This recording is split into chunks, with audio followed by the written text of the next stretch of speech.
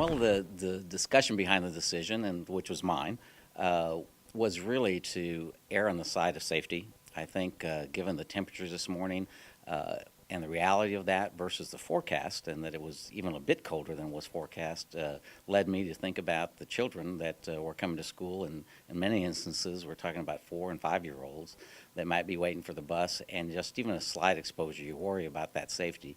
The other part, too, is that the temperatures aren't getting too much warmer later today, and that means on the way home we have some similar concerns, too. So for those reasons, I decided it would be best to cancel school. But I do apologize for the fact that that notice came late.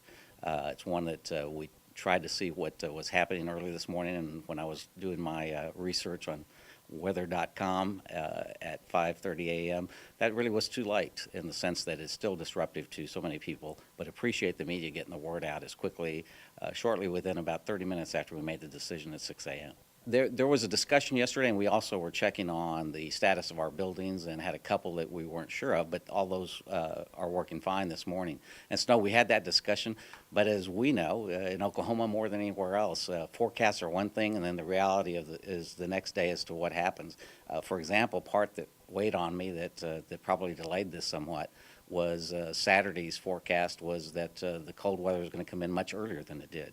And so we just never know, and we understand and appreciate the forecasts we get from the weathermen that you all have, and appreciate those. But again, checking in the reality of the day today, I thought that, again, if we make an error, it's best to do it on the side of safety because we've got young children involved. Right now, we've had 4 snow days, or bad weather days, as today was. Actually, what we do with the extra instruction time that has been built into the student calendar, we have the equivalent of 7 days. And so to this point, we won't have to have makeup days. Teachers are affected by having then professional development days that they'll still need to complete on site. But from the standpoint of having to extend the school year, we should still be good, and hopefully we don't have this kind of weather event come up too much more in the rest of the year. We'll try to get the best information we can later today, because I think as we get closer, it seems like everybody's forecast gets a little bit more refined.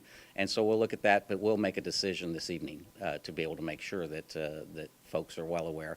But I would anticipate at this moment that the schools would be open tomorrow.